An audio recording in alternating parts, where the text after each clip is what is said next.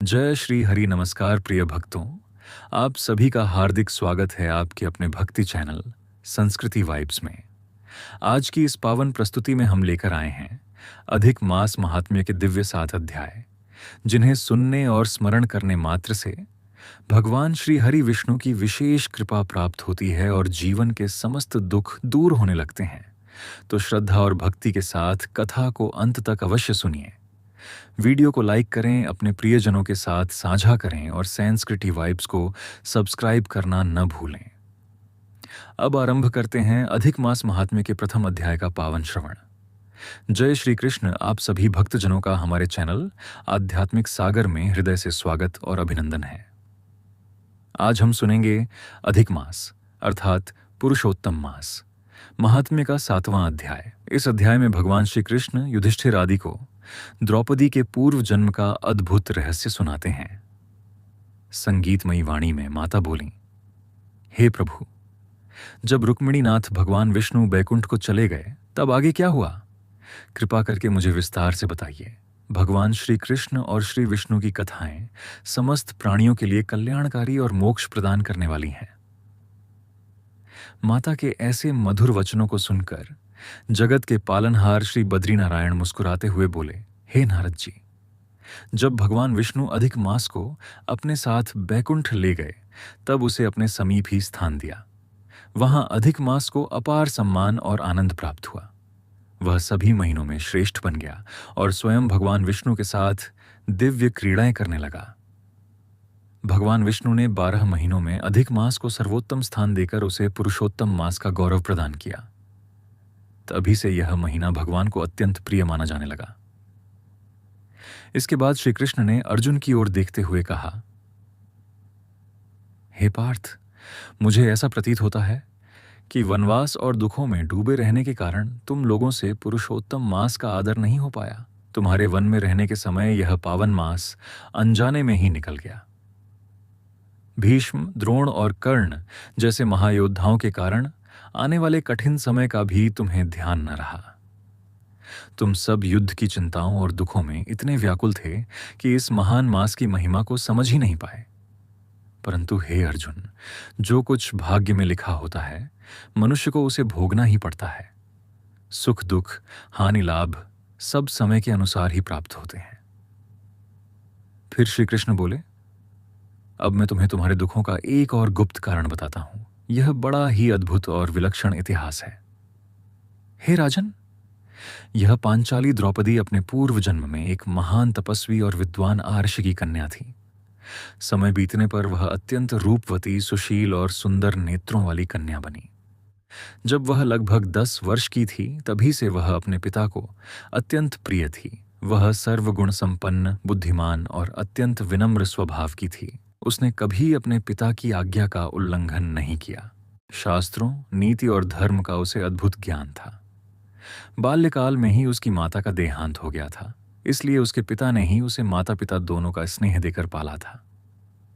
एक दिन उसने अपनी सखियों को पति और पुत्रों के साथ सुखी देखा। उन्हें देखकर उसके मन में भी एक सुंदर, गुणवान पति और सुखी परिवार पाने की इच्छा जाग उठी। वह मन ही मन सोचने लगी, ऐसा कौन सा पुण्य करूं, कौन से देवता की आराधना करूं, किस तीर्थ में जाऊं जिससे मुझे एक श्रेष्ठ पति और सौभाग्य प्राप्त हो। धीरे धीरे यही चिंता उसके मन को व्याकुल करने लगी। वह सोचती, न जाने मेरा भाग्य क्यों सो गया है। कोई भी पुरुष मुझे पत्नी रूप में स्वीकार नहीं करना चाहता। मेरे पिता इतने विद्वान और योग्य हैं, फिर भी शायद मेरे दुर्भाग्य के कारण उनकी बुद्धि भी भ्रमित हो गई है। वह कन्या मन ही मन सोचने लगी, विवाह योग्य आयु होने पर भी पिताजी मेरे लिए योग्य वर क्यों नहीं खोज पाए। मैं आज भी पति सुख से वंचित हूं।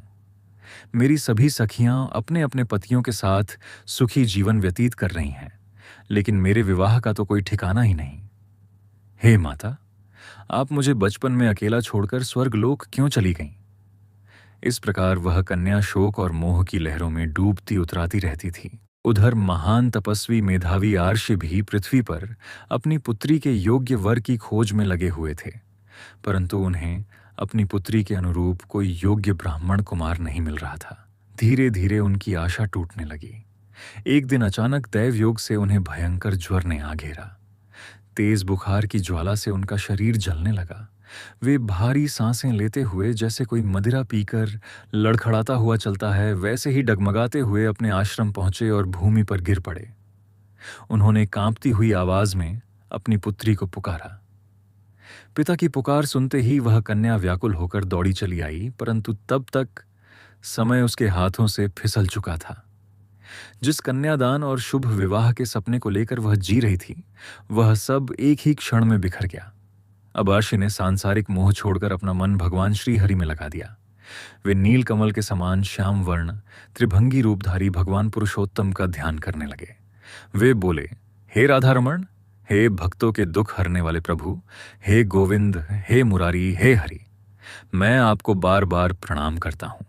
मैं इस संसार रूपी भयंकर सागर में डूब रहा हूं, प्रभु मेरी रक्षा कीजिए। इतना कहते कहते उन्होंने अपने प्राण भगवान के चरणों में समर्पित कर दिए।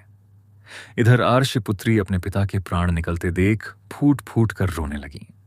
वह पिता के शरीर को गोद में लेकर विलाप करने लगी। कुर्री पक्षी की तरह करुण स्वर में रोती हुई वह बोली, हे पिताजी, हे कृपा के सागर, आप भी मुझे अकेली छोड़कर क्यों चले गए? अब इस संसार में मेरा सहारा कौन बनेगा? न मेरा कोई भाई है, न कोई संबंधी, और न ही मेरी माता जीवित है। अब मेरी चिंता कौन करेगा? मुझे प्रेम से कौन पुकारेगा? हे पिताजी, अब इस आश्रम में वेदों की मधुर ध्वनि कैसे सुनाई देगी? मैं इस सूने आश्रम में अकेली कैसे रहूंगी? ऐसे जीवन से तो मृत्यु ही अच्छी है। हे तपोनिधि, आपने मेरा विवाह भी नहीं कराया और मुझे बीच राह में छोड़कर चले गए। अब लौट आइए पिताजी। अपनी अमृत जैसी मधुर वाणी से मुझे फिर एक बार पुकारिए। इस प्रकार वह अश्रुधारा बहाते हुए बार बार विलाप करती रही। उसका करुण रुदन सुनकर वन में रहने वाले ब्राह्मण और राशिगण आपस में कहने लगे, आज इस तपोवन में इतनी करुण पुकार किसकी सुनाई दे रही है? जब उन्हें झांत हुआ कि यह मेधावी आशी की पुत्री का विलाप है, तब सभी तुरंत वहां पहुंचे। उन्होंने देखा कि ऋषि देह त्याग चुके हैं और उनकी पुत्री उनके शरीर से लिपटकर रो रही है। सभी ऋषियों ने बड़ी कठिनाई से कन्या को समझाया। फिर वे ऋषि के शरीर को शिवालय के समीप श्मशान भूमि में ले गए और वैदिक विधि से उनका अंतिम संस्कार किया। इसके बाद सभी ब्राह्मणों ने कन्या को धैर्य बंधाया और अपने अपने आश्रम लौट गए। वह कन्या भी भारी मन से अपने पिता की समस्त क्रियाएं श्रद्धापूर्वक करने लगी। उसने अपनी सामर्थ्य के अनुसार श्राद्ध और अन्य संस्कार पूरे किए और उसी तपोवन में रहने लगी।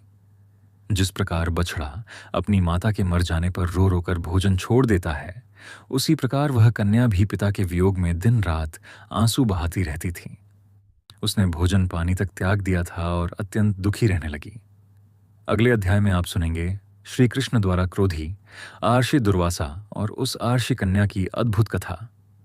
इसी के साथ अब सुनिए श्रीमद् भगवद गीता का महात्म्य। भगवान श्री विष्णु माता लक्ष्मी से कहते हैं, हे प्रिय, अब मैं तुम्हें गीता के चौथे अध्याय का महात्म्य सुनाता हूं। गंगा जी के पावन तट पर वाराणसी नाम की एक दिव्य नगरी थी। वाराणसी नगरी में भगवान विश्वनाथ जी के पावन मंदिर के समीप भारत नाम के एक महान तपस्वी महात्मा निवास करते थे। वे प्रतिदिन अत्यंत श्रद्धा और एकाग्र भाव से श्रीमद्भगवद गीता के चौथे अध्याय का पाठ किया करते थे। निरंतर गीता पाठ और आत्मचिंतन के प्रभाव से उनका अंतःकरण पूर्णतः निर्मल हो चुका था। उनका मन सांसारिक विषयों से हटकर सदैव भगवान के ध्यान में लगा रहता था। एक दिन वे देवताओं के दिव्य स्वरूपों के दर्शन की इच्छा से नगर से बाहर वन की ओर निकल पड़े। चलते चलते वे एक शांत स्थान पर पहुंचे जहां बरगद के 2 विशाल वृक्ष खड़े थे। थके होने के कारण वे वहीं विश्राम करने लगे। उन्होंने अपना सिर एक वृक्ष की जड़ पर रखा और पैर दूसरे वृक्ष की ओर फैला दिए। कुछ समय बाद वे तपस्वी वहां से चले गए, परंतु आश्चर्य की बात यह हुई कि उनके जाने के थोड़ी ही देर बाद वे दोनों बरगद के वृक्ष सूखने लगे। धीरे धीरे उनकी शाखाएं, पत्ते और लताएं सब नष्ट हो गईं। समय बीतने पर उन्हीं दोनों वृक्षों ने एक पुण्यवान ब्राह्मण के घर 2 कन्याओं के रूप में जन्म लिया। जब वे दोनों कन्याएं लगभग 7 वर्ष की हुईं, तब एक दिन संयोगवश भारत मुनि उस स्थान से गुजर रहे थे। उन्हें देखते ही दोनों कन्याएं दौड़कर उनके चरणों में गिर पड़ीं। वे अत्यंत विनम्र स्वर में बोलीं, हे मुनिवर, आपकी कृपा से ही हमारा उद्धार हुआ है। हमने वृक्ष योनि को त्याग कर यह दुर्लभ मानव शरीर प्राप्त किया है। उनकी बातें सुनकर भारत मुनि आश्चर्यचकित रह गए। उन्होंने पूछा, पुत्रियों, मैंने कब और किस प्रकार तुम्हारा उद्धार किया, और यह भी बताओ कि तुम दोनों को वृक्ष योनि क्यों प्राप्त हुई थी। मुझे इस विषय में कुछ भी जात नहीं है। तब दोनों कन्याएं हाथ जोड़कर बोलीं, हे मुनिश्रेष्ठ, अब हम आपको अपने पूर्व जन्म का रहस्य बताती हैं। गोदावरी नदी के पावन तट पर छिन्नपाप नाम का एक महान तीर्थ स्थित है। वह ऐसा पुण्यदायी स्थान है जहां जाने मात्र से मनुष्य के पाप नष्ट हो जाते हैं। वहीं तपोनिधि नाम के एक महान तपस्वी कठोर तपस्या कर रहे थे। ग्रीष्म ऋतु में वे चारों ओर प्रज्वलित अग्नियों के बीच बैठकर तप करते थे। वर्षा ऋतु में वे मूसलाधार वर्षा को सहते हुए खुले आकाश के नीचे ध्यान में लीन रहते थे, और शीतकाल में वे जल के भीतर रहकर तपस्या किया करते थे। उनका शरीर तप के प्रभाव से तेजस्वी हो उठा था। वे बाहर और भीतर दोनों से पूर्णतः पवित्र थे। उन्होंने अपनी इंद्रियों और मन को पूरी तरह वश में कर लिया था। वे सदा आत्मा में ही रमण करते और परम शांति का अनुभव करते थे। उनकी विद्वता और दिव्य वाणी इतनी अद्भुत थी कि स्वयं ब्रह्मा जी भी प्रतिदिन उनके पास आकर शास्त्र चर्चा किया करते थे। तपोनिधि मुनि और ब्रह्मा जी के बीच गहन आध्यात्मिक संवाद होते थे, जिन्हें सुनकर आर्ष मुनि भी आश्चर्य में पड़ जाते थे। इस प्रकार स्वयं ब्रह्मा जी के आने पर भी वे महान तपस्वी अपने ध्यान और तपस्या से तनिक भी विचलित नहीं होते थे। उनका मन हर क्षण परमात्मा के चिंतन में लीन रहता था। निरंतर साधना के कारण उनका तेज दिन प्रतिदिन बढ़ता ही जा रहा था। देवराज इंद्र ने जब उस महात्मा की कठोर तपस्या और बढ़ते हुए तेज को देखा, तब उनके मन में भय उत्पन्न हो गया। उन्हें लगा कि कहीं यह तपस्वी उनके इंद्रासन को प्राप्त करने की इच्छा तो नहीं रखता। इसी चिंता में पड़कर इंद्र ने उनकी तपस्या भंग करने का उपाय सोचा। उन्होंने स्वर्ग की अप्सराओं में से हम दोनों को बुलाया और आदेश देते हुए कहा, तुम दोनों तुरंत पृथ्वी पर जाओ और उस तपस्वी की तपस्या भंग करो। यदि उसकी तपस्या इसी प्रकार बढ़ती रही तो वह स्वर्ग का राज्य प्राप्त कर सकता है। देवराज इंद्र की आज्ञा पाकर हम दोनों अप्सराएं अन्य सखियों के साथ गोदावरी नदी के तट पर पहुंची, जहां वह महात्मा तपस्या में लीन थे। वहां पहुंचकर हमने मधुर स्वर में गाना आरंभ किया। मृदंग की गंभीर ध्वनि, बांसुरी की मधुर तान और हमारे नृत्य की मोहक अदाएं वातावरण को आकर्षक बना रही थीं। हमारी चंचल चेष्टाएं काम भाव जगाने वाली थीं, लेकिन उस महान तपस्वी का मन पूर्णतः निर्विकार था। कुछ ही क्षणों में उन्होंने नेत्र खोले। उनकी दृष्टि हम पर पड़ी और वे क्रोध से भर उठे। उन्होंने हाथ में जल लेकर क्रोधित स्वर में कहा, अरे दुष्ट अप्सराओं, तुमने मेरी तपस्या भंग करने का प्रयास किया है, अतः तुम दोनों गंगा जी के तट पर बरगद के वृक्ष बनकर खड़ी रहोगी। यह भयंकर श्राप सुनते ही हम दोनों भयभीत हो गईं। हमने उनके चरणों में गिरकर विनम्र स्वर में कहा, हे महात्मन, हम तो देवराज इंद्र की आज्ञा से यहां आई थीं। हम पराधीन थीं। कृपा करके हमें क्षमा करें। उनकी करुण प्रार्थना सुनकर उस तपस्वी का हृदय पिघल गया।